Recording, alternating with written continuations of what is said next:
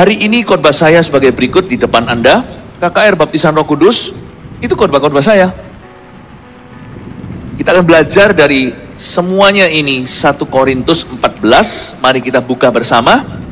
Di kebaktian pertama ini, saya berikan judul kepada siapa bahasa roh kita berbicara.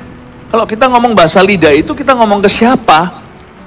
Nah, itu penting kita tahu. 4 ayat saja, 1 Korintus pasal 14.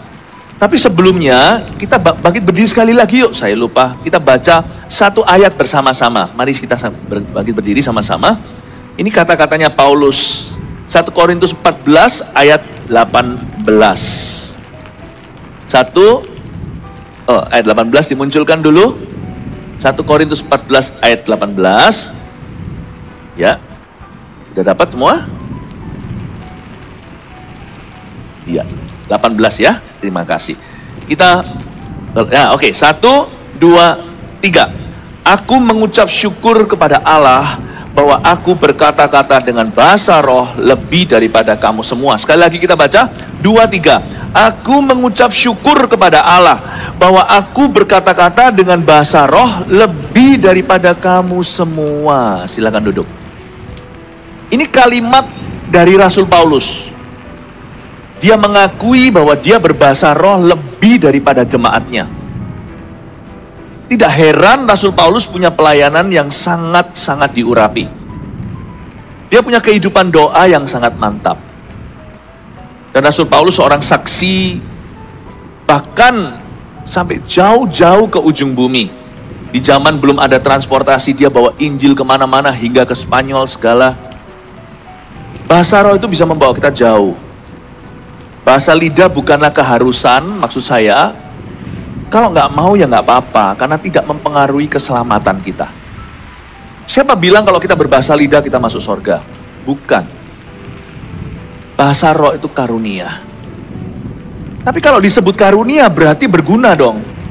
Kalau kita nggak mau punya kulkas ya nggak apa-apa. Kita dingini secara manual, beli es batu sama bapak sebelah.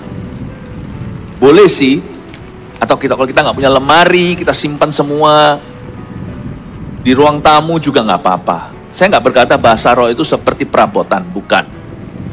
Tapi baptisan Roh Kudus itu dijanjikan. Berarti dia sangat penting, bukan? Orang berbahasa roh juga bukan berarti dia kebal dosa. Banyak orang karismatik jatuh dalam dosa.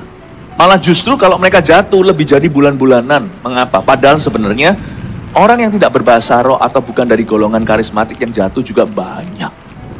Sama banyaknya. Malah lebih banyak. Kenapa? Karena lebih sedikit orang yang karismatik. Kristen yang sifatnya konservatif jauh lebih banyak daripada Kristen Pentakosta. Karena tidak semua orang terbuka terhadap karunia ini. Tetapi kalau orang-orang tersebut jatuh ke dalam dosa, mereka dituntut tidak sebanyak apabila seorang yang punya karunia jatuh dalam dosa. Tapi kalau orang jatuh dalam dosa itu bukan karena karunianya. Yang salah bukan Roh Kudus, yang salah bukan bahasa rohnya. Manusia punya pilihan, karena kita itu nggak kesurupan. Kita itu kepenuhan Roh Kudus, berarti kita bisa nanti luntur lagi kalau kita tidak jaga. Penuh Roh Kudus itu dijaga dalam perabotan tabernakel, yaitu kaki kandil atau kaki dian yang harus jaga apinya. Bahkan roti pun di meja sajian itu harus diganti tiap hari, rotinya fresh atau segar. Bisa kita berjalan dalam urapan lama, bisa lama-lama kita jatuh. Tapi baptisan Roh Kudus tidak terjadi berkali-kali. Dia terjadi sekali saat Pentakosta itu, lalu mereka berbicara dalam bahasa baru. Kita kalau belum pernah mengalami terima bahasa roh, kita belum mengalami baptisan Roh Kudus yang sesungguhnya. Apa itu pengaruh hubungan saya dengan Allah? Iya dan enggak. Enggaknya di sini karena kita enggak lebih masuk surga kok kalau kita bahasa lidah. Sungguhan enggak.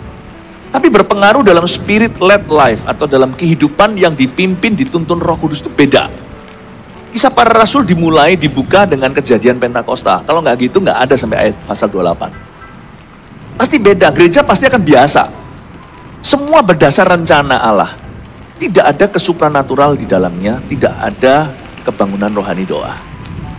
Tidak akan ada penginjilan yang dahsyat. Oke, sekarang kita jelas. Kita lihat ayat 1-4, kita baca dulu. Kejarlah kasih itu, dan usahakanlah dirimu memperoleh karunia-karunia roh, terutama karunia untuk bernubuat. Siapa yang berkata-kata dengan bahasa roh, tidak berkata-kata kepada manusia, tetapi kepada Allah. Sebab tidak ada seorang pun yang mengerti bahasanya. Oleh roh ia mengucapkan hal-hal yang rahasia. Tetapi siapa yang bernubuat, ia berkata-kata kepada manusia. Ia membangun, menasihati, dan menghibur. Siapa yang berkata-kata dengan bahasa roh, ia membangun dirinya sendiri. Tetapi siapa yang bernubuat, ia membangun jemaat. Berhenti di sana, saya jelaskan ayat per ayat. 1 Korintus pasal 14 ini banyak kesalahpahaman gereja hari ini di dalamnya, menjadikan bahan perdebatan. Padahal menurut saya 1 Korintus 14 itu terperinci sekali, dibahas dari segala sisi, dari segala sudut pandang. Luar biasa. Paulus yang menulisnya. Dimulai dengan kalimat kejarlah kasih itu. Kasih harus selalu menjadi the front view. Kasih harus selalu menjadi pemandangan depan. Kita semua tahu tujuan akhirnya adalah kasih, sungguhan. Karunia itu buat apa kalau hati kita itu penuh benci? Kalau kita pakai itu sebagai alat untuk menekan orang lain atau menghina. Buat apa karunia itu dijadikan perdebatan antara denominasi gereja? Loh, nggak mau ya nggak apa-apa, tapi mereka yang berjalan di dalamnya biarkan saja. Kejarlah kasih itu supaya kita itu mencari common ground, selalu mencari persamaan. Jadi saya punya teman-teman itu nggak semuanya karismatik, Pentakosta. Ada juga yang tidak, tapi saya bisa bergaul dengan mereka selama mereka tidak anti loh ya sama saya, sama kita. Saya bisa ngomong sama siapa aja. It's okay sih, sungguhan it's okay. Kejarlah kasih itu. Kasih itu selalu melihat kebutuhan orang lain dan mengisinya. Tetapi gak cukup dalam hidup ini hanya mengasihi. Karena kita harus berbuat sesuatu. Gak hanya sekedar cinta, kasih, you must do something. You must do something too. Kita harus melakukan sesuatu. Disinilah masuk yang namanya departemen kuasa. Kasih itu saya bayangkan kalau kita tidak berbuat apa-apa, seperti seorang mama lihat anaknya sedang dalam masalah, but she can do nothing. Tidak bisa berbuat sesuatu, dia hanya menangis dan kata mama hanya berdoa. Iya. Tapi Tuhan ingin memberi kita kuasa, melengkapi kita dengan kuasa dari tempat maha tinggi untuk kita mengubah history atau mengubah sejarah. Kita tidak bisa mengubah dunia, hanya Allah yang bisa. Tapi Tuhan memberi kita kuasa untuk kita berbuat sesuatu yang di luar kemampuan diri kita. Disinilah masuk yang namanya kuasa. Makanya ada ayat demikian. Kasih Allah dicurahkan dalam hati kita lewat Roh Kudus. Lalu ada ayat lagi bunyinya. Dan kuasa itu bekerja melalui kasih. Kasih tetap adalah tujuan utamanya. Tetapi ayat ini lanjutnya begini. Kejarlah kasih itu dan usahakanlah dirimu memperoleh karunia-karunia roh. Tidak disuruh mengusahakan punya karunia, tapi usahakan dirimu untuk meminta secara sengaja. Karena kata memperoleh karunia berarti kita mendapatkannya. Karunia itu nggak bisa kita buat-buat. Karunia juga tidak bisa kita usahakan. Usaha kita sebatas minta sama Tuhan, haus dan lapar, dan tahu bahwa karunia itu ada. Jangan menjadi orang Kristen yang tidak percaya lagi karunia Tuhan itu masih ada di zaman modern ini. Nubuatan udah lalu, bahasa lidah itu sesat. Kesembuhan itu nggak ada, ke dokter saja. Saya ngerti bahwa di zaman modern ini segala sesuatu adalah berkat dari Tuhan, asal itu baik dan benar. Banyak dokter seperti tabib Lukas, cinta Tuhan. Tapi kalau kita mau jujur, dokter pun nggak bisa sembuhkan semua loh. Dokter pun mengakui bahwa waktu mereka praktek, kalau yang takut akan Tuhan dan fair-fairan, dia pasti berharap sama yang maha kuasa. Semua dokter yang nggak usah Kristen aja tahu di atas ada Tuhan. Kalau mereka mau jujur ya kan. Mau kasih oksigen pun orang itu sadar nggak tahu. Ada orang yang 10 tahun, 15, 20 tahun nggak sadar, tiba-tiba bangun, itu gimana? Tapi ada yang kasih perlakuan terbaik medis, mati ya mati, cuman lebih lama aja karena oksigennya, persediaannya tak terbatas.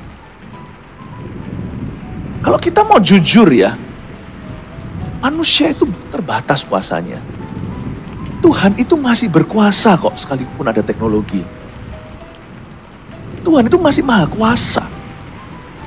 Sekalipun sudah ada teologi ya, gereja itu bisa merumuskan segala sesuatu, pakai ilmu ini, ilmu berbicara. Apa bedanya sama motivator kalau kita sebagai pengkhotbah tidak diurapi?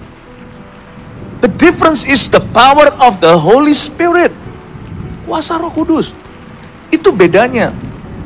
Itulah sebabnya tidak sembarang orang bisa menginjakkan kaki di atas panggung gereja Mawar Sharon dan berkhotbah kepada jemaatnya. Saya nggak peduli kalau mereka fasilida, publik figur ternama, mau naik ke sini, orang itu harus punya hidup doa. Mungkin suatu hari saya contoh beberapa orang Korea yang saya tahu, beberapa pendeta-pendeta yang sudah sangat tua. Jangan naik ke panggungku kalau nggak doa 7 jam sehari. Ya mungkin kalau gitu kita nggak akan punya pembicara. Tapi maksudnya angkat pelajaran itu, terimalah prinsipnya. Yang membuat beda itu the anointing. Itu bedanya. Dan saya ingin untuk kita mengerti akan hal ini. Bahwa urapan itu ada. Kejarlah kasih, tapi usahakanlah dirimu memperoleh karunia-karunia roh. Karena hanya Roh Kudus yang pimpin kita ke misi Yesus Kristus. Loh, manusia itu bisa punya misi, nggak usah misi Tuhan. Kita punya misi kemanusiaan itu juga misi loh.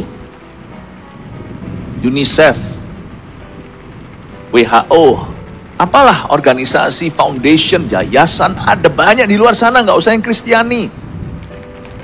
Tapi kalau kita mandek, berhenti sampai pada misi kebaikan, ya cuma di situ. Hanya Roh Kudus yang bisa membawa kita sampai ke misi yang bernilai kekal. Gak cuma memberi orang makan, pendidikan hari ini lalu mereka mati masuk neraka. But when the Holy Spirit came, waktu Roh Kudus tiba, 3.000 orang langsung selamat. Terjadi kebangunan rohani yang hari ini menyelamatkan banyak jiwa. Itu hanya Roh Allah. Bisakah kita jadi orang Kristen baik sampai mati, dicinta Tuhan dan mencintai Tuhan? Bisa. Tapi kecuali Roh Kudus datang memenuhi orang itu, dia hanya satu. Dia punya penginjilan gak akan seberapa. Karena dia gak akan bisa sanggup punya kekuatan tangan untuk bisa memenangkan. Misalkan saya kasih contoh, barusan berapa hari yang lalu, kita kedatangan tamu-tamu dari negeri jiran, dari Malaysia. Cancer Free Day, Anda mungkin ikut, puji Tuhan. Pada waktu saya makan bersama dengan tamu itu, menjamu mereka untuk menghargai mereka. Mereka datang jauh-jauh untuk berkati jemaat kita. Tiba-tiba makan biasa. Salah satu daripada tim, kan ini bukan gereja tapi hospital, rumah sakit. Saya ditepuk oleh salah satu dan kata, Pastor Philip, saya ingin kenal Tuhan. Loh, saya kira semua udah anak Tuhan nih. Ternyata pas makan ada orang yang ditemplak hatinya. Saya kan makan. Saya makan di salah satu restoran jemaat di sini. Lalu kita, waktu makan kan saya nikmati ngobrol-ngobrol biasa. Siapa sangka Roh Kudus itu berbicara. Disinilah bedanya dengan motivator. If you're anointed, then there is something beyond you. Ada sesuatu yang di luar dirimu. Tapi dia di dalammu. Ditemplak sama Roh Kudus. Yang berkata, boleh, saya ingin mengenal Tuhan. Saya bukan orang Kristen. Wow. Lalu saya bicara pas di luar restoran, udah mau pisah dada. Roh Kudus taruh dalam hati saya terus bicara Injil ke dia. Dan saya bilang, mau dibaptis gak di sini? Atau saya bilang, mau baptis gak di sini? Dia tadi berkata, saya gak ngerasa apa-apa. Tiba-tiba nangis di depan saya. Salah satu orang Malaysia yang hadir di situ, orang yang sangat baik, cinta Tuhan, tetapi belum kepenuhan Roh Kudus. Dan dia berkata, saya sudah coba lama berkali-kali, dia juga belum mau. Udah bertahun-tahun di Injil 4 tahun. Ya tentunya ada taburan lah, dia menabur firman. Tapi saya bicara sebentar. Dia 4 tahun, saya 4 menit. Bukan berarti kita saingan, mesti dia tabur dulu, saya tuai nanti. Tapi dia nggak kunjung menuainya, karena dia tidak punya kuasa untuk menuai itu. Tidak punya kuasa untuk menuai itu. Terakhirnya sebelum itu dia berkata, belum lah, dia belum siap. Loh, saya pikir kok malah nggak bantu, kok malah melemahkan. Maksud hatinya betul, tapi dia bicara fakta, saya sudah ajak tapi belum bisa. Waktu dia mengangguk berkata mau, terkejut dia. Komentar dari temannya berkata, wow, agresif juga ya Pastor Philip ini. Bukan agresif, di dalam diriku ada roh misi yang tidak biasa. Yang orang kalau belum kepenuhan Pentakosta tidak punya. Hanya bisa ajak ke gereja dan ajak terus, tapi tidak ada power. Tidak punya power untuk menghentak hati orang dan membawa mereka. Bukan 1-2, tapi satu kampung sekalian. Waktu sampai masuk di sini, saya tunggu di kolam baptisan. Ternyata 2, bukan 1 yang mau baptis, satunya juga ketemplak sekalian yang dengar itu. Lalu bukan hanya itu, temannya tadi itu yang ajak-ajak 4 tahun, yang belum kepenuhan Roh Kudus, di situ berbahasa roh. Di P9, berbahasa lidah, di baliknya sana. Oh, haleluya. Haleluya. Satu lagi orang Indonesia, tapi di tim Malaysia yang udah pindah di sana puluhan tahun tersebut, jelas-jelas punya karunia Pentakosta, sudah membawa dalam waktu berapa tahun ini 1.500 orang terima Tuhan. Seorang ibu-ibu umur 80 sekian. 1.500 orang kepada Tuhan. Bedanya dengan kalau kita tidak menerima berkat Pentakosta, bedanya menyolok. Sama-sama kalau perorangan masuk ke sorga, tapi yang ini ada kuasa jika Roh Kudus turun ke atasmu. Kamu akan menjadi saksiku di Yerusalem, Yudea, Samaria, sampai ke ujung bumi. Lalu tiba-tiba setelah firman itu diberi 10 hari kemudian, yaitu hari ini 2000 tahun yang lalu, boom, dicurahkan Pentakosta 120 berbahasa lidah. Jangan kau kira bahwa bahasa roh mereka itu bisa dimengerti oleh orang Mesopotamia, oleh orang Mesir. Mereka akan mendengarkan bahasa-bahasa mereka itu diucapkan. Nantinya ketika mereka mengkhotbahkan, mereka mengerti dalam bahasa mereka sendiri. Tapi bahasa roh itu ketika diberikan pertama kali itu adalah bahasa doa kepada Allah. Mungkin dalam kalimat-kalimat yang mereka sebutkan, ada keluar satu kalimat per 10-20 kalimat. Dan kalimat itu pesan sekalian tanpa mereka menyadari. Mereka sedang bicara dalam bahasa Yunani. 120 orang ini yang tidak berpendidikan. Mereka orang Galilea sebagian besar. Tiba-tiba dipakai Tuhan untuk khotbahi bangsa-bangsa. Bapak ibu saudara, saya ingin menunjukkan bedanya murid-murid sebelum dan sesudah Pentakosta. There is a difference.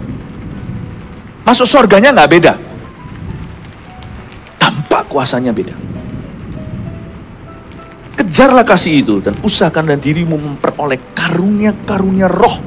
Di sini masuk fungsi dan tujuan karunia.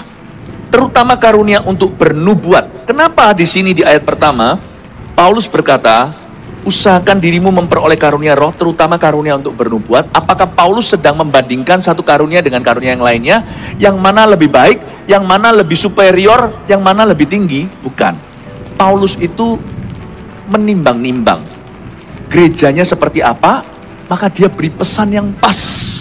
Paulus tidak pelin-pelan. Dia tahu menjemput umat Tuhan dari level iman mereka sekarang. Karena itu Paulus menekankan karunia nubuatan, bukan berarti karunia bahasa roh itu dianaktirikan.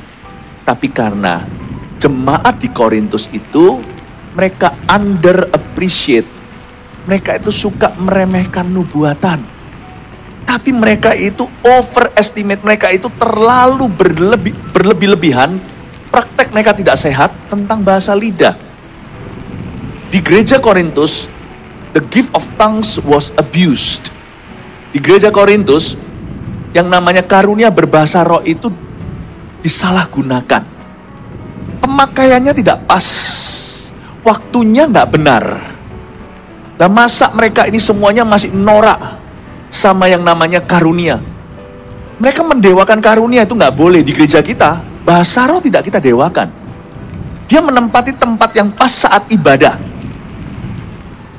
Karena di gereja ini diizinkan di dalam worship, waktu kita menyembah Tuhan itu ada satu waktu open worship namanya. Penyembahan terbuka, bukan karena lagu yang ditulis, orang hanya menyanyi dikunci supaya rapi. Bahkan WL pemimpin pujiannya pun tidak ambil alih, dia hanyalah memfasilitasi. Dan waktu kita doa syafaat atau mendoakan orang seperti altar call nanti, atau ketika kita mendoakan bangsa negara, kita berbahasa lidah. Ada tempatnya dan pada tempatnya pula bahasa roh itu. Kalau Anda lihat di dalam ibadah kita ini, bahasa roh itu sebagian besar waktu tidak. Sebagian kecil waktu. Kualitas cabai rawit. Nggak usah gede lomboknya. Tapi di Korintus beda. Entah gimana saya hanya bisa bayangkan mereka itu melecehkan karunia. Mereka pakai karunia itu untuk menekan sesamanya. Lalu mungkin mereka itu aneh ya, mungkin agak ngeroh yang aneh masuk ke gereja itu di Korintus saya bayangkan. Mereka bahasa roh satu dengan yang lainnya. Sehingga yang lain yang nggak bisa itu minder, aku ini kurang apa? Bahasa roh kok dipakai untuk bicara satu dengan yang lainnya, untuk sok-sokan tunjukkan. Seolah-olah bahasa rahasia di antara mereka. Bahasa roh bukan untuk itu penggunaannya. Karena itu Paulus tegur. Kamu harus berusaha memperoleh karunia-karunia. Karena semua di Korintus sudah berbahasa roh. Tetapi mereka itu masih kekanak-kanaan. Mereka tidak dewasa rohani. Sama dengan kalau Anda punya pistol. Jikalau Anda angkatan bersenjata atau TNI. Jikalau Anda tentara, tolong dijaga ya pistolmu tuh. Dikosongkan pelurunya kalau di rumah ada anak. Jangan ditaruh di sorokan gitu aja. Nanti main-main cung tembak anak, tembak saudaranya.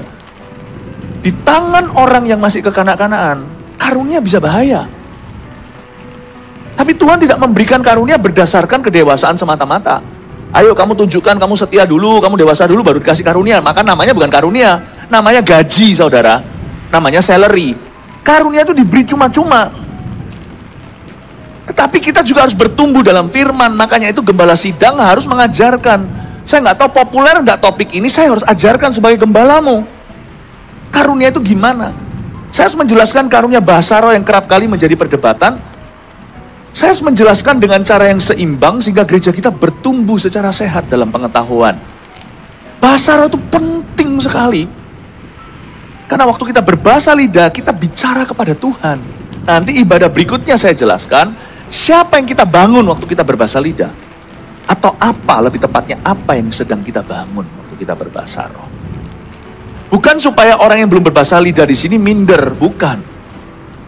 Bahasa roh itu kehausan. Kalau Anda haus, Anda boleh minta loh. Dan kalau Anda minta, gini aja ya, saya pakai bahasa pesimis ya, kemungkinan besar diberi. Tapi kenapa kita nggak minta? Karena kita nggak tahu itu ada. Dan karena kita juga nggak tahu untuk apa. Dan kalau kita nggak dijelaskan, kan kita nggak tahu fungsi atau tujuannya. Tujuan untuk memperoleh karunia itu apa. Anak kecil lihat obeng, dia berkata, not fun. Tapi bagi seorang tukang tahu obeng itu berarti. Anak kecil lihat sesuatu juga nggak tahu. Tapi waktu dijelaskan pengetahuannya bertambah. Suatu hari di pesawat waktu goncang, semua tegang. Anak kecil satu tertawa-tertawa. Dia kira itu roller coaster. Tapi waktu nanti suatu hari dijelaskan, dia tahu mana bahaya, mana bukan. Karunia itu tidak berbahaya. Kalau kita tahu penempatannya. Dan kalau kita padamkan karena kita alergi apa kata dunia, rugi sendiri ya kan? Jangan sampai kita seperti film zaman dulu, mungkin Anda tidak tahu, sebagian yang lebih tua mungkin tahu ini. The Gods Must Be Crazy. Itu orang pakai koteka di Afrika. Lucu sih ketika lihat pesawat terbang, di atasnya, dia langsung semuanya ketakutan, dikira setan atau dikira Tuhan. Janganlah karunia menjadi sesuatu yang asing kayaknya, aku nggak ngerti, pasti sesat. Jangan begitu. Janganlah kita punya paradigma yang salah. Perolehlah karunia roh, terutama karunia untuk bernubuat bagi Korintus, karena Korintus itu suka meremehkan nubuatan. Dan dia salah gunakan karunia berbahasa lidah. Nggak tepat. Kalau di gereja kita, penempatannya jelas. Pas worship, saat menyembah, dan saat berdoa. Kita nggak pakai itu di pengumuman dan nggak pakai di khotbah. Saya waktu khotbah gini masa saya berbahasa roh? Enggak. Pada waktu saya melayani, tanya apa yang bisa saya doakan, masa saya bahasa lidah? Ya, Waktu saya bimbing orang, ya saya bimbing orang dengan bahasa manusia yang bisa dimengerti oleh kita. Karena lebih berguna 5 bahasa manusia daripada ribuan bahasa lidah. Tapi waktu saya berdoa, itu beda saudara. Ayat 2, siapa yang berkata-kata dengan bahasa roh, tidak berkata-kata kepada manusia. Camkanlah, tanam itu. Makanya jangan diperdebatkan bahasa roh itu artinya apa. Itu seperti bla bla bla, gak ada artinya. Jangan kita GR dulu. Kalau seorang berbahasa lidah, Anda jangan tersinggung. Dia gak ngomong sama Anda kok. Kenapa saya harus ngerti orang sebelahnya? Dasar kita kan suka ngintip, misalnya ada orang HP-an nih. Padahal kita gak kenal loh, karena kita juga ngintip. Kita ini kepo semua. Bahasa roh itulah off limitnya kepo. Kepoisme tidak terjadi. Karena doa itu private dengan Tuhan Yesus. Ini seperti IG yang diprivatkan oleh Tuhan. Seperti sosial medianya dengan Tuhan Yesus, tapi pribadi. Gak ada followersnya, dan gak following siapa-siapa. Hanyalah orang yang berbahasa roh dan Tuhan. Siapa yang berkata-kata dengan bahasa roh tidak berkata-kata kepada manusia. Tidak pernah bahasa roh itu ditujukan ke orang. Makanya gak boleh GR. Kenapa gak ngerti segalanya? Kenapa komentar?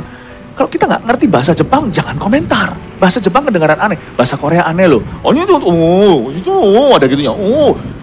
Tahukah setiap nya itu ada artinya? Bahasa Chinese juga sama. Mama itu lain.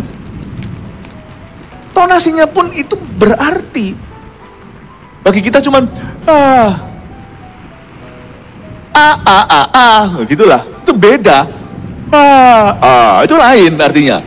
Jangan pernah remehkan kuasa bahasa, apalagi bahasa lidah. Hanya Tuhan yang mengerti di sisi beliau. Bukan untuk kita bahasa roh itu. Karena itu jangan bingung, kenapa kalau aku bahasa roh aku gak ngerti bahasa aku. Karena kan kita bicara sama Tuhan yang maha mengerti. Dan kita harus mengerti dulu tujuannya apa, supaya kita gak bingung kalau kita diberi bahasa lidah. Sebab siapa yang berkata-kata dengan bahasa roh tidak berkata-kata kepada manusia, tetapi kepada Allah.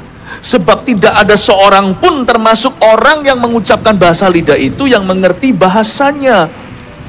Sekarang rightfully so, sekarang masuk akal kenapa bahasa lidah tidak perlu kita ngerti.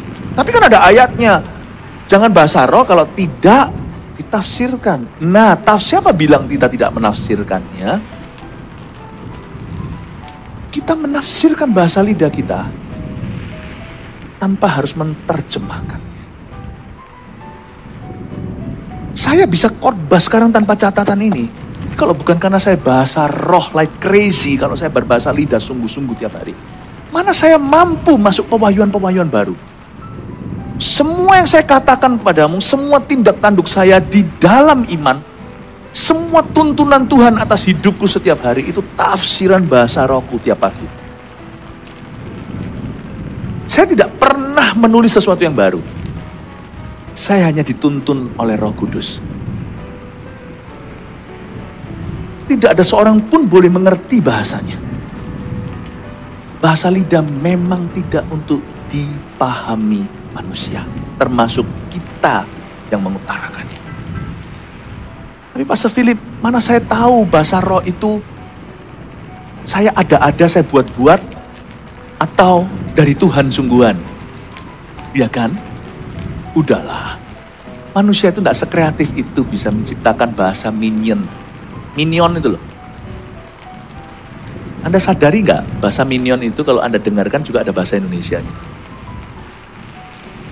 Orang itu tidak bisa ciptakan bahasa baru, itu tidak bisa. Otak kita tidak didesain begitu. Nanti aja di ibadah-ibadah berikutnya saya jelaskan lebih banyak ke dimensi itu. Tidak segampang itu. Pernah lihat orang berbahasa roh sambil menangis setengah jam mendoa syafaatkan keluarganya?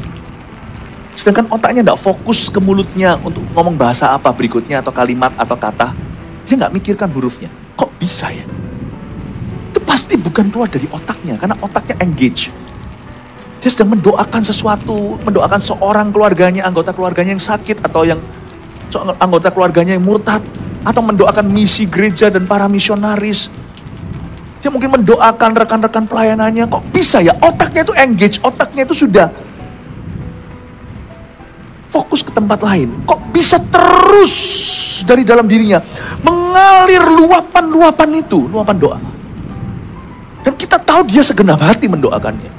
Itu bukan keluar dari otaknya, itu keluar dari rohnya. Coba palsukan bahasa lidah. Buat-buatlah, contoh-contoh lah, niru-niru orang lain. Tak kasih waktu 5 menit, letih otakmu. Nggak bisa. Dan keluar dari otak kita. Dan waktu kita berbahasa roh, kita nggak mengerti. Mengapa? Karena Alkitab dengan jelas mengatakan tujuannya. Ayat 2b, kalimat terakhir, oleh roh ia mengucapkan hal-hal yang rahasia, di private sama Tuhan. Bahasa roh itu dalam doa fungsinya ini, gunanya.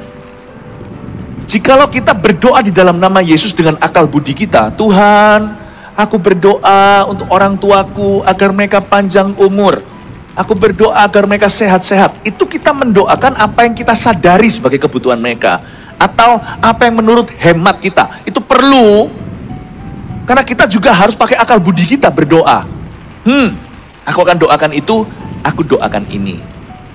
Tapi kita tidak pernah bisa mendoakan apa yang sesungguhnya mereka butuhkan, yang mereka sendiri pun gak berani ceritakan. Atau bahkan mereka pun belum mengerti itu sebagai kebutuhan mereka. Mungkinkah ada keluarga tertentu yang mengalami gimana berantakan, kita diagnosanya nggak tepat, kita kira mungkin karena mereka kurang waktu, tapi ternyata ada dosa. Yang dibutuhkan oleh keluarga itu bertobat dari sesuatu, kita nggak tahu. Dan takutnya kalau kita tahu nanti kita tersandung. Loh kenapa keluargaku begini atau begitu? Kalau kita berdoa dengan akal budi, kita mendoakan apa yang kita sadari. Tapi waktu kita berbahasa lidah dan berdoa, oleh roh kita mengucapkan hal-hal yang rahasia. Kita mendoakan apa yang kita tidak mungkin tahu sebagai manusia. Apa yang kita belum sadari, karena kita belum mengerti situasi itu. Coba doa untuk masa depan Anda. Coba doakan. Anda paling maksimal hanya bisa doakan rencana-rencanamu. Itu pun gak banyak orang punya rencana loh. Kebanyakan orang itu hidup tanpa rencana. Terserah. Kalau saya dan istri saya, kami biasa untuk rencana itu sudah 1 tahun, 1,5 tahun ke depan. Nah itu saya doakan dengan akal budi. Tuhan, aku doa untuk ini, aku berdoa untuk itu. Aku berdoa untuk ini dan itu. Untuk mendoakan rencana kita bisa dengan akal budi. Dan kita harus melakukan itu. Supaya kita hafal rencana kita dan tahu bahwa rencana kita sudah secara sengaja kita serahkan di bawah kaki Tuhan. Yang tidak bisa kita doakan adalah faktor G-nya, faktor God. Dalam rencana kita. Alkitab mengatakan, buatlah rencana tapi serahkanlah rencanamu, perbuatanmu kepada Tuhan, maka terlaksanalah segala rencanamu. Yang kita tidak bisa doakan adalah rencanaku lebih tinggi dari rencanamu. Rancanganku lebih tinggi dari rancanganmu. Nah kita nggak bisa doakan yang faktor G-nya, faktor God, faktor Allahnya dalam rencana kita.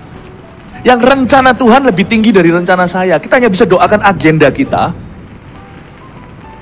tapi kita nggak tahu faktor X-nya. Itu masuk di areal bahasa lidah. Akal budi mendoakan rencana kami. Roh saya mendoakan sesuatu yang otak saya nggak mungkin tahu karena masih ada di masa depan. Saya akan berbahasa roh untuk anak-anak saya. Karena rencana kami bagus menurut kami sih. Tapi saya tahu kami tidak pegang kendali akan hari esok. Kita doakan gereja kita. Ini missionary journey atau inilah perjalanan misi. Saya tahu ini itu rencana apa, Kupang, stadion bola. Tapi saya nggak tahu apa yang saya hadapi nanti. Oh saya berdoa sungguh-sungguh ketika kami pergi ke Myanmar pertama kali 2010. Setelah kerusuhan 6 bulan terjadi, para biksu di jalanan itu ditembaki. Kasihan loh mereka hanyalah demonstrasi damai. Saya kesana, khotbah di stadion. Saya nggak tahu what to expect. Bahasa roh, banyak serangan. Saya tinggal di hotel yang jelek dengan 20 orang aja. Tapi hotel itu mahal zaman itu. Karena waktu itu Myanmar belum terbuka. Kami masuk itu pas masih tertutup, tapi hampir terbuka. Itu saya bawa speaker kecil gitu yang bisa nyanyi lagu-lagu. Saya isi dengan lagu-lagu. Saya keluar dari kamar mandi itu speaker di bawah kolong ranjang. Itu ada yang nampel, siapa? Saya sendirian sama istri saya. Kami tidak ada di situ. Saya waktu itu nggak tampil, nggak ada yang tampil. Saya tanya sama istri saya, kamu nampil? Enggak. Banyak peperangan rohani. Kata teman-teman di sana ada snipernya untuk saya berkhotbah. Itu sniper bukan untuk jaga saya, untuk tembus saya kalau saya salah ngomong. How would you even predict something like that? Coba type di Google, di internet. Myanmar for Jesus. Anda lihat apa yang terjadi outcome. Itu bukan karena saya rencanakan. Ketika satu stadion itu dilawat sama Roh Kudus, orang-orang sembuh, dijamah Tuhan. Saya turun itu, saya masih ingat. Saya salami para security dan para aparat yang berjaga-jaga di sana. Mereka tidak bicara bahasa Inggris, saya tidak bicara bahasa Burma. Tapi thank you siapa nggak tahu. Saya cuma lihat mereka dan saya ngomong thank you. Tiba-tiba saya rasa belas kasihan, saya nggak rasa mereka ancaman. Saya merasa begitu mengasihi mereka, ada kasih seseorang di dalam diri saya yang supranatural itu. Terus saya lihat mereka, saya berkata thank you. Berak rebah. Ini orang-orang berseragam. Thank you so much. Berak rebah. Saya lewat berak rebah. Saya bilang ini nggak saya duga. Nggak mungkin sebagai manusia saya bisa rencanakan ini semua. But thank God waktu saya ketemu mereka seperti rasa deja vu. Seperti saya merasa aku pernah ketemu kamu di mana. Tapi muka mereka asing. Mereka nggak pernah ke luar negeri. Belum ada orang asing masuk Myanmar. Adalah yang sembunyi-sembunyi. Tapi yang terang-terangan seperti kami mungkin belum ada saat itu. Saya masuk. Tapi ketika dengan teman-teman masuk di situ, saya lihat mereka tuh kerasa kayak dalam lagu bahasa Chinese, China Li Jian Guo Ni. China Li Jian Guo Ni. Di mana aku pernah ketemu kamu ya? Dalam bahasa lidahku saya sudah pernah ketemu mereka. Langsung diurap. Gak pernah kita akan bisa mengerti hal-hal begitu. Ini kan perkara-perkara misi supranatural. Bagaimana dengan perkara pekerjaanmu? Bagaimana dengan perkara interview nanti Anda mau diinterview atau Anda mau interview seseorang? Untuk mendidik anak, membesarkan anak. Oh, usahakan dirimu memperoleh karunia ini saudaraku. Bukan karunia bernubuat, tapi karunia untuk berbahasa roh. Usahakan. Supaya keturunanmu tidak berat. Anda yang borong doa dulu. Membeber karpet merah. Kalau saya jadi Anda, salah satu tool, salah satu alat parenting saya. Karena sekarang saya mengerti lewat Injil. Kalau dulu mungkin saya belum pahami. Saya kalau mengerti sekarang bahwa karunia itu ada, saya minta. Kalau karunia itu ada. Kenapa secara teknologi kita maju, high tech, tapi secara karunia kita gagap karunia? Why? Waktu saya lihat video-video zaman dulu, orang itu pakai kabel itu loh, telepon yang puter-puter. Kabel itu kalau bisa beli yang panjang extensionnya supaya dibawa ke ruang lain bisa dong, telepon. Kan lucu hari ini kalau kita masih pakai ini, karena sekarang sudah zamannya mobile phone. Telepon seluler. Gak perlu kabelnya seperti ular, cukup seluler. Kenapa kita masih ngotot pakai yang itu? Kalau Tuhan sudah mengurapi gerejanya dengan karismata. Why? Kalau saya jadi Anda, saya minta karunia. Kalau bukan aku yang perlu, anak-anakku perlu, cucuku perlu, keturunanku perlu, orang-orang yang kulayani perlu. Oh haleluya. Fungsinya bukan sekedar untuk doakan sih. Tapi Anda sendiri akan download sesuatu untuk dirimu, sesuatu yang di luar naluri akal budimu. Pemahaman Anda akan beda. Seperti memperoleh hikmat dan pengertian. Hikmat dan pengertian yang baru. Amin Bapak Ibu. Ayat 3, tetapi siapa yang bernubuat, ia berkata-kata kepada manusia. Ia membangun, menasihati, dan menghibur. Ayat 3, Paulus menjelaskan perbedaan antara karunia bahasa roh dan karunia bernubuat. Awal mula di ayat 1 seolah-olah yang satu dianaktirikan, tapi Paulus tahu kondisinya. Paulus tahu keadaan gereja Korintus. Kalau Anda kurang minum vitamin C, apa yang baik akan kasih Anda vitamin C? Bukan vitamin D. Tapi kalau Anda vitamin D-nya kurang, mungkin kurang jemur matahari, pasti digenjot vitamin D, apalagi di zaman COVID kemarin. Jangan dicekokin vitamin C, karena dia C-nya udah kelebihan. Maaf nih, sampai waktu buang air kecil pun sudah keluarnya udah kuning. Udah banyak kan vitamin C, mungkin begitu ya, bahasa saya mungkin gak cocok medis. Tapi Anda lihat dong yang kurang apa Anda tambahi. Bukan apa yang lebih jadi berlebihan, jadi overdosis. Gereja Efesus itu kurang menghargai nubuatan, bukan kurang menghargai bahasa roh. Di gereja sekarang kurang menghargai bahasa roh. Kita harus mengerti ini, atau kita salah mengerti atau tidak paham. Ayat 3 sekarang saya jelaskan dikit, tapi siapa yang bernubuat, ia berkata-kata kepada manusia, ia membangun, menasihati, dan menghibur. Ini sedikit ya, saya komentar ayat 3, karena kali ini saya tidak bahas tentang nubuat. Tapi kata nubuat di sini itu bukan khotbah. Hari ini banyak gereja di Perjanjian Baru tidak percaya lagi karunia itu ada. Jadi kalau mereka mendengar kata bernubuat gini langsung alergi atau langsung diturunkan standarnya. Ini maksudnya inspired preaching atau ini bicara tentang khotbah-khotbah yang memberkati. Bukan. Kata khotbah itu dalam Yunani lama kerusso, yang biasanya dipakai oleh penulis Alkitab termasuk Paulus. Kali ini nggak dipakai kata itu. Kata bernubuat di sini adalah prophecy. Ini bukan khotbah. Profesi itu ada, lain waktu saya cerita.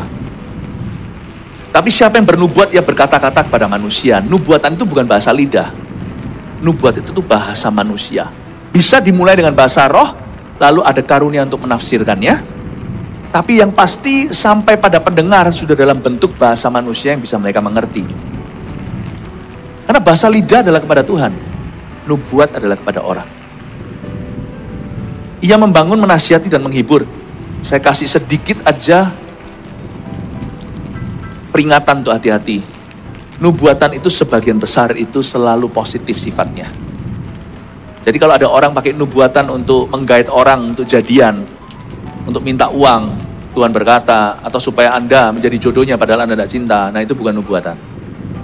Nubuatan yang nuduh-nuduh, kecuali kalau terbukti ya, itu berarti karunia marifat, seperti hikmat marifat seperti Petrus. Dia bisa mengekspos dosa sembunyinya Ananias Safira. Dan itu pun dilakukan di tepat konteksnya. Bukan untuk mempermalukan orang itu, untuk menuntunnya pada pertobatan. Kalau memang iya sesuatu yang sifatnya mengekspos dosa, itu pasti terbukti. Dan itu pasti dilakukan dengan cara yang mulia. Ia membangun, menasihati, dan menghibur. Nubuatan itu selalu membangun orang lain. Sekarang kita lihat ayat 4. Siapa yang berkata-kata dengan bahasa roh, ia membangun dirinya sendiri. Tetapi siapa yang bernubuat, ia membangun jemaat. Nah sekarang Paulus membuat itu berjejer kiri kanan, berdampingan karunia nubuatan dan karunia bahasa roh. Dia berkata, Korintus, kamu tuh perlu melatih dirimu untuk berbicara hati Tuhan dengan jelas kepada sesamamu. Jangan salah gunakan bahasa roh untuk sok-sokan. Jangan pakai itu di luar konteks yang tepat. Tapi di luar konteks ini lebih berguna kalau kamu bernubuat. Kalau kamu memang punya pernyataan iman, kamu merasa peka, aku dapat sesuatu dari Tuhan, pastikan itu adalah untuk menasihati, membangun jemaat. Untuk memberkati mereka.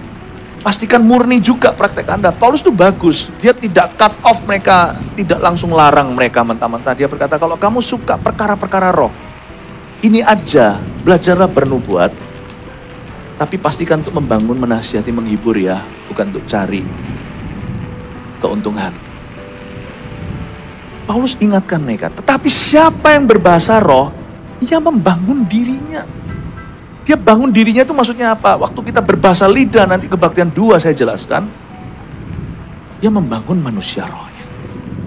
Ada sesuatu waktu kita berbahasa roh, yang diupload oleh Roh Kudus di dalam dirimu. Kepada orang lain. Ada sesuatu yang di-download di dalam jiwamu ketika Anda berbahasa lidah. Yang pasti sejak saya terima karunia Pentakosta ini, saya tidak pernah membaca Alkitab dengan cara yang sama. Alkitab itu yang sama di tangan saya, serasa seperti melompat-lompat, seperti meloncat ke saya. Dulu saya baca Alkitab sebagai textbook, setelah saya dibaptiskan dalam Roh Kudus, saya baca Alkitab itu sebagai jawaban. Itu bedanya. Lain sekali. Ada pewahyuan, ada pengertian. Dan saya mendapatkan sebuah kepekaan tentang tuntunan Tuhan yang dulu saya nggak ngerti gitu-gitu. Semua berdasar rencanaku. Semua pokoknya berdasarkan nuraniku, akal budi yang baik. Sejak saya kepenuhan Roh Kudus, saya rasa ada seorang yang menuntun saya. Itu semakin peka. Dan saya berdoa supaya Anda mengalami hal itu. Ada perbedaannya. Ada perbedaannya. Belum lagi doa-doa semakin terjawab. Sejak saya mengalami baptisan Roh Kudus, ini kesaksian hidupku. Saya merasakan bahkan personality kepribadian saya pun diubahkan oleh Tuhan. Kita itu diubahkan Tuhan bukan karena pelayanan. Pelayanan tidak mengubahkan begitu. Tapi karena Roh Kudus. Sehingga kalau saya ketemu ya, dengan orang-orang teman-teman lama, kadang-kadang kalau saya ketemu di society atau di masyarakat, teman-teman SD saya, teman SMP, saya ketemu. Mereka merasakan beda sekali. Bukan bedanya saya jadi lebih buruk, kalau lebih buruk ya saya harus bertobat. Tapi mereka rasa ada something is. Dari mana? Waktu salah satu teman yang barusan saya ketemu, teman sekolah saya dulu, waktu sapa saya, dia berkata, dari mana hikmat-hikmatmu? Saya juga heran, iya ya dari mana? Kamu kan nakal dulu. Iya, itu Tuhan buat saya bertobat. Tapi hikmat, bukan bertobatnya. Hikmatnya dari mana? I don't know. Seingat saya 30 tahun ini I speak in tongues. Lalu saya buka Alkitab. Disitulah semua hikmat itu. I don't know. Sempurna? Tidak. There is something. There is something. Ada sesuatu. Bapak Ibu Saudara, saya percaya orang yang berbahasa lidah, Alkitab berkata, ia membangun dirinya. Ini bukan cuma membangun sekedar kayak bangunan di luar sana, tumpuk-tumpuk. Bukan. Membangun ini artinya, Tuhan mengubahkan dari dalam dengan dahsyat. Tuhan mengubah. Petrus yang begitu penakut, berdiri dengan berani. Bicara 3.000 bertobat, ini bukan soal angka. Aku tidak bisa bawa 1.500 orang seperti orang-orang tadi itu di tim Malaysia 1.500 orang. Saya nggak bisa seperti itu. Siapa suruh? Bukan soal angkanya, keberanian. Bagaimana seorang, maaf nih, nenek tua bisa punya keberanian seperti itu? Itu kalau bukan Roh Kudus, itu bukan personality-nya, itu bukan usianya. Asumsi saya mungkin dari umur 6-70-an dia dipakai Tuhan. Di dalam profesinya di hospital itu, dan dia memenangkan begitu banyak pasien. Nggak main-main. Itu keluar dari personality kepribadiannya, dari usia dan kondisinya. Tidak memungkinkan, semua orang tidak bisa sangkali. That must be the Holy Spirit. Waktu saya dengar di P9 itu, ketika saya mendengar melihat mulutnya begitu berbahasa lidah, saya tahu that's it. Itu loh bedanya. Karena hanya Roh Kudus yang bisa bawa kita ke misi Yesus Kristus. Bukan hanya misi dunia yang fine-fine, baik-baik saja, mati semua orang tetap masuk neraka. Where are you di dalam spektrum karunia? Minta saudara. Kalau belum dapat, jangan frustrasi.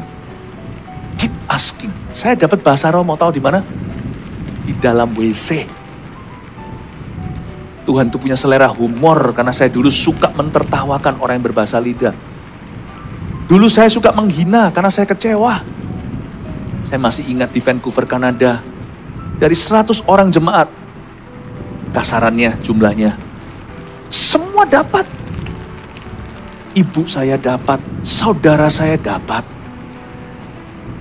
semua dapat. Ditumpangi tangan berbahasa roh, saya enggak.